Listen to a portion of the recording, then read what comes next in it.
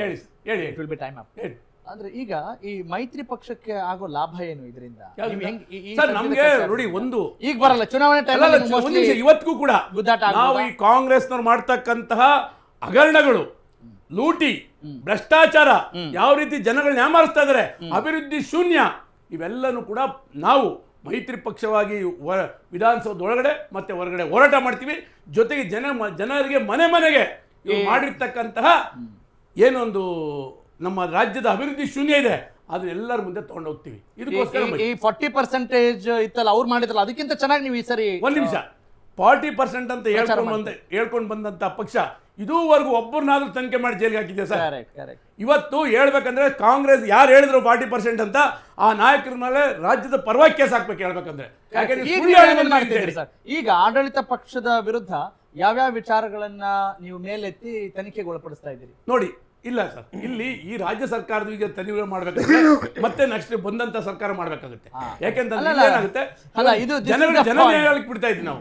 ಯಾಕೆ ಅಂತಂದ್ರೆ ಒಂದ್ ನೋಡಿ ಮೂಢ ಹಗರಣ ಇರ್ಬೋದು, ಏನಾಯ್ತು ಅದು ತಪ್ಪನ್ನು ಒಪ್ಕೊಂಡು 14 ಸೈಟ್ ವಾಪಸ್ ಕೊಟ್ಬಿಟ್ರ, ಅದು ಒಳ್ಳೆ ಕೆಲಸ ಅಲ್ವಾ? ಇಲ್ಲ ಅಂದ್ರೆ ಅದು ಮುಚ್ಚಾಕ್ಬಿಡೋರು.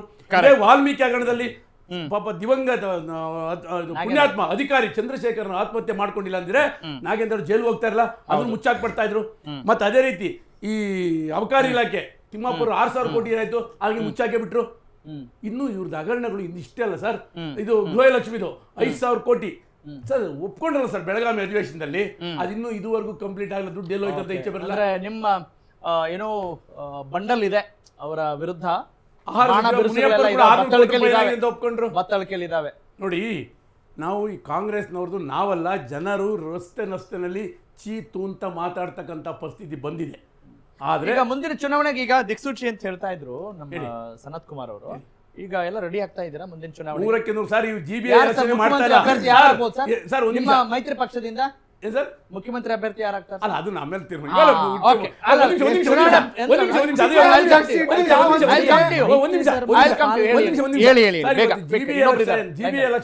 ಜಿಬಿಎ ಎಲೆಕ್ಷನ್ ಮಾಡ್ತಾ ಇಲ್ಲ, ಯಾಕೆಂದ್ರೆ ಅವ್ರಿಗೆ ಇವತ್ತು 100 ಸೀಟು ಕೂಡ ಗೆಲ್ಲಲ್ಲ ಅಂತ ರಿಪೋರ್ಟ್ ಹೋಗಿದೆ. ಆದ್ರೆ ಇನ್ನೂ ಹೇಳ್ತೀನಿ, ಇವತ್ತು ಯಾರು ಮುಂದಿನ ನೀವು ಹೇಳಿದಲ್ಲ 28ಕ್ಕೆ ಮೈತ್ರಿ ಅಭ್ಯರ್ಥಿಯಾಗಿ ಮೊದಲನೇದಾಗಿ ನಮ್ಮ ಈ ಕಾಂಗ್ರೆಸ್ ಸರ್ಕಾರವನ್ನ ರಾಜ್ಯದಿಂದ ಕಾಂಗ್ರೆಸ್ ಮುಕ್ತ ಕರ್ನಾಟಕ ಮಾಡಬೇಕು ನಮ್ಮ ಮೈತ್ರಿ ಪಕ್ಷದ ಉದ್ದೇಶ.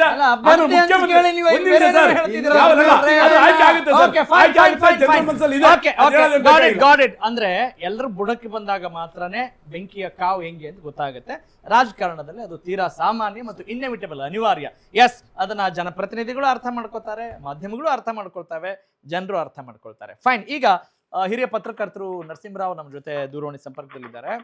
ನರಸಿಂಹರಾವ್, ತಾವು ಕೂಡ ಈ ಡಿಬೇಟ್ನ ಏನು ಗಮನಿಸ್ತಾ ಇದ್ದೀರಿ ಅಂತ ನಾನು ಭಾವಿಸ್ತೀನಿ. ದಾವಣಗೆರೆ ದಕ್ಷಿಣ ದಂಗಲಾಗ್ಬಿಟ್ಟಿದೆ, ಕುಸ್ತಿ ಆಗ್ಬಿಟ್ಟಿದೆ. ಉಪಚುನಾವಣೆ ಕಾಂಗ್ರೆಸ್ ಪಾಳ್ಯದಲ್ಲಿ ಬಹಳಷ್ಟು ಆಂತರಿಕ ಭಿನ್ನಮತಗಳಿಗೆ ಕಾರಣ ಆಗ್ತಾ ಇದೆ. ಮುಂದಿನ ದಿನಗಳಲ್ಲಿ ಇದು ದೊಡ್ಡ ದಿಕ್ಸೂಚಿ ಆಗತ್ತೆ ಮತ್ತು ಕಾಂಗ್ರೆಸ್ಗೆ ಅಲ್ಪಸಂಖ್ಯಾತ ಮತಗಳನ್ನ ತಮ್ಮದೇ ಅಂತ ಏನ್ ಬೀಗ್ತಾ ಇದ್ರಲ್ಲ, ಆ ಬೀಗುವಿಕೆ ಕಡಿಮೆ ಆಗತ್ತೆ ಅನ್ನೋ ಒಂದು ಮಾತಿದೆ.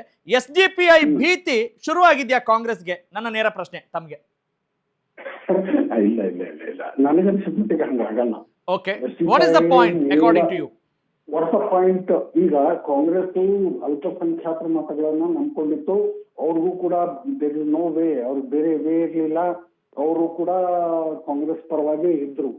ಬಟ್ ಈ ಕಾರಣ ಈಗಿನ ಬೆಳವಣಿಗೆ ಏನಿದೆಯಲ್ಲ, ಅಲ್ಪಸಂಖ್ಯಾತರನ್ನ ಕಡೆಗಣಿಸ್ತಾರ ಅನ್ನೋ ಬೆಳವಣಿಗೆ ಕಾಂಗ್ರೆಸ್ಗೆ ಅದನ್ನ ಮತ್ತೆ ಸರಿಪಡಿಸ್ತಾರೆ. ಯಾಕೆ ಅವರು ಕೂಡ ಒಪ್ಕೋತಾರೆ ಅಲ್ಪಸಂಖ್ಯಾತರು? ಯಾಕಂತಂದ್ರೆ ಅವ್ರಿಗೆ ಬೇರೆ ಇಲ್ಲ, ಒಂದು ರಾಷ್ಟ್ರೀಯ ಪಕ್ಷದ ಜೊತೆಗೆ ಹೋಗ್ಬೇಕಂತ ಪ್ರತಿಯೊಬ್ಬರು ಬಯಸ್ತಾರ. ಅದರಲ್ಲೂ ಅಲ್ಪಸಂಖ್ಯಾತರು ಕೂಡ ಅದೇ ದಾಟಿಯಲ್ಲಿ ಹೋಗ್ತಾರೆ.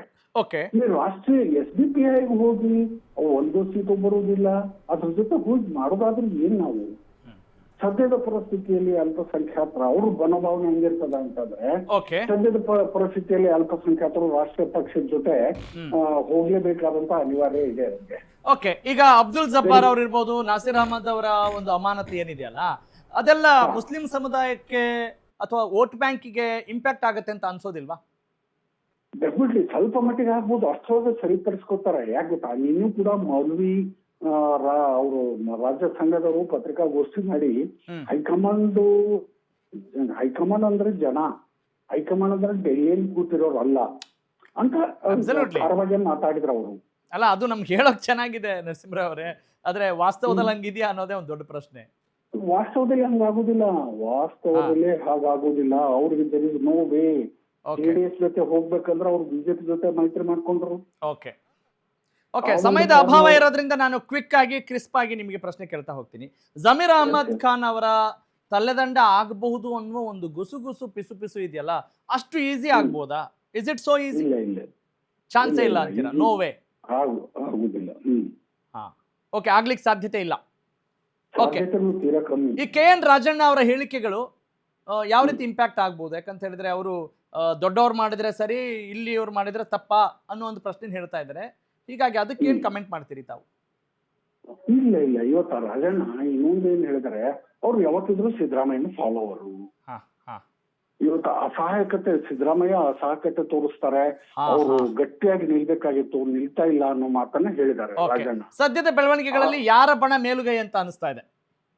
ಅಲ್ಲ, ಬಣ ಗಿಣ ಈಗ ಹೆಂಗಂತಂದ್ರೆ ಈ ಮೇಲ್ನೋಟಕ್ಕ ಸಿದ್ದರಾಮಯ್ಯನ ಬಣದ ಒಂದೊಂದೇ ವಿಕೆಟ್ ಉರುಳ್ತವೆ ಟೀಮ್ದು.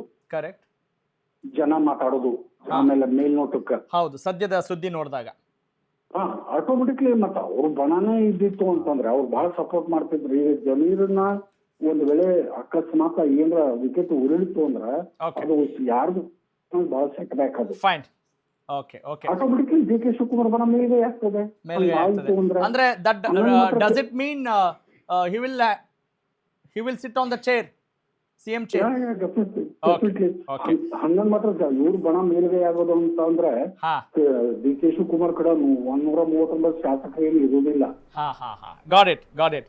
ಥ್ಯಾಂಕ್ ಯು ನರಸಿಂಹರಾವ್ ಅವರೇ, ನಮ್ಮ ಜೊತೆ ಮಾತನಾಡಿದ್ದಕ್ಕಾಗಿ ಧನ್ಯವಾದ. Yes, quick and last comment Sanath Kumar, over all ನೋಡಿದಾಗ ಕ್ವಿಕ್ ಆಗಿ ಅಂದ್ರೆ ಕ್ವಿಕ್ ಆಗಿ ಇವ್ರ ಹತ್ರ ಇರ್ತಕ್ಕಂತ 139 ಏನ ಇದಿದೆ, ಶಾಸಕರ ಬಲ ಇದೆ, ಅದನ್ನ ಇಟ್ಕೊಂಡು ರಾಜ್ಯದ ಜನರಿಗೆ ಇನ್ನು ಮೋಸ ಮಾಡೋದಾರು ನಿಲ್ಸಿ ಅಭಿವೃದ್ಧಿ ಕಡೆ ಗಮನ ಕೊಡಿ. ಅದು ಬಿಟ್ಬಿಟ್ಟು ಜ್ವಲಂತ ಸಮಸ್ಯೆಗಳು ಅಲ್ಲ, ಅವ್ರ ಅಭಿವೃದ್ಧಿ ಕಡೆ ಗಮನ ಕೊಡ್ತಾ ಹೋದ್ರೆ ಮತ್ತೆ ನೆಕ್ಸ್ಟ್ ನಿಮಗೆ ಪ್ರಾಬ್ಲಮ್ ಆಗಲ್ಲ ತಾನೆ? ಅಲ್ಲ, ಅವ್ರಿಗೆ ಅಭಿವೃದ್ಧಿ ಮಾಡಲ್ಲ, ಅವ್ರು ಮಾಡಲ್ಲ. ಅವರು ಅದ್ರ ಬಗ್ಗೆ ಸೀರಿಯಸ್ನೆಸ್ ಬರ್ಲಿ ಅವರಿಗೆ ಅಂತ. ಯಾಕೆಂತ ಹೇಳಿದ್ರೆ ಅವರು ಜನರ ವಿಶ್ವಾಸ ಗಳಿಸಿ ಬಂದಿರೋರು. ಆಡಳಿತ ಪಕ್ಷ ಇರ್ಬೋದು, ವಿರೋಧ ಪಕ್ಷ ಇರ್ಬೋದು, ಜನರನ್ನ ಸುಮ್ಮನೆ ಗೂಬೆ ಮಾಡ್ತಾ ಇದ್ದೀರಿ ನೀವೆಲ್ಲ. ನಮ್ಮ ಸಾಮರ್ಥ್ಯದ ಮೇಲೆ ನಾವು ಗೆದ್ದು ಬರ್ತೀವಿ, ಅದು ಬೇರೆ ವಿಚಾರ ಆಯ್ತಾ. ಅವರು ಈಗ ಏನಿದೆಯಲ್ಲ ಅಭಿವೃದ್ಧಿ ಮಾಡ್ಲಿ ಅನ್ನೋ ಆಶೆ ಅಷ್ಟೇ. ಈಗ ಇದೀರ ಅಧಿಕಾರದಲ್ಲಿ ಅಭಿವೃದ್ಧಿ ಮಾಡಿ. ನೋಡಿ ಸರ್, ಇನ್ನು 2 ವರ್ಷಗಳ ಕಾಲ ನಮ್ಮ ಸರ್ಕಾರ ಸುಭದ್ರವಾಗಿರುತ್ತೆ. ಯಾರು ಸಿಎಂ ಆಗಿರ್ತಾರೆ ಈ ದೇಶದ, ಈ ರಾಜ್ಯದ ವಿಷಯದಲ್ಲಿ ಹೈಕಮಾಂಡ್ ಏನೇ ಸ್ಪಷ್ಟ ಸಂದೇಶವನ್ನು ಕೊಟ್ಟರು, ಅಲ್ಲ ಹೈಕಮಾಂಡ್ ಜನ ಅಂತ ಹೇಳ್ತಾರೆ, ಬದ್ಧವಾಗಿದ್ದಾರೆ. ಹೈಕಮಾಂಡ್ ಆದೇಶಕ್ಕೆ ಸಿದ್ದರಾಮಯ್ಯ ಸಾಹೇಬರು, ಡಿ ಕೆ ಶಿವಕುಮಾರ್ ಬದ್ಧವಾಗಿದ್ದಾರೆ. ಇನ್ನೂ 2 ವರ್ಷ ಸಂಪೂರ್ಣ ಅಧಿಕಾರವನ್ನ ಮಾಡ್ತವೆ. ಅದರ ಜೊತೆಗೆ ಹೈಕಮಾಂಡ್ ಪರವಾಗಿದ್ದೀವಿ. ನೋಡಿ, ಇದು ಏನು ಸನ್ಮಾನ್ಯ ಸಿದ್ದರಾಮಯ್ಯ ಬಣ, ಸನ್ಮಾನ್ಯ ಡಿ ಕೆ ಶಿವಕುಮಾರ್ ಬಣ ಇದೆ. ಚುನಾವಣಾ ಫಲಿತಾಂಶ ಬಂದ ನಂತರ ಇನ್ನು ಅಲ್ಲೋಲ ಕಲ್ಲೋಲ ಆಗುತ್ತೆ. ಸನ್ಮಾನ್ಯ ಜಮೀರ್ ಅಹಮದ್ ಖಾನ್ ಮುಖ್ಯಮಂತ್ರಿ ಅಭ್ಯರ್ಥಿ ಮುಂದಿನ ದಿನ ಮೈತ್ರಿ ಪಕ್ಷದ ಹೇಳ್ತಾ ಇದ್ದೀರಾ? ಯಾವ್ದು ಹೇಳ್ತಾ ಇದ್ದೀರಾ? ಎಲ್ಲ ರೀತಿಯ ಕಾಂಗ್ರೆಸ್ ಯಾವ ಒಂದ್ ಹೇಳ್ತೀನಿ. ಮತ್ತೆ ಸನ್ಮಾನ್ಯ ಜಮೀರ್ ಅಹಮದ್ ಖಾನ್ ರಾಜೀನಾಮೆ ಕೂಡ ಖಂಡಿತ ಆಗುತ್ತೆ. ಖಂಡಿತ ಆಗುತ್ತೆ. ಫೈಟ್ ಮಾಡ್ತೀರಾ?